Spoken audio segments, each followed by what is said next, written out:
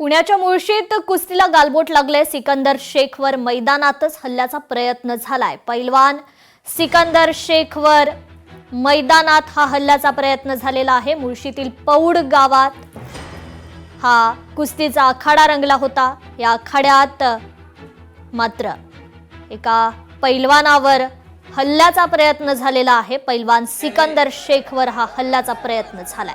ए संग्राम संग्राम संग्राम ए संग्राम चला पाठीमाग अनिकेत ए अनिकेत असे हाताचे कसोटे कानावरती पडत असताना पुढे हळूच कुठेतरी कान मध्ये येत असतोय। आम्ही तो फिरते रावाचे बस हो हो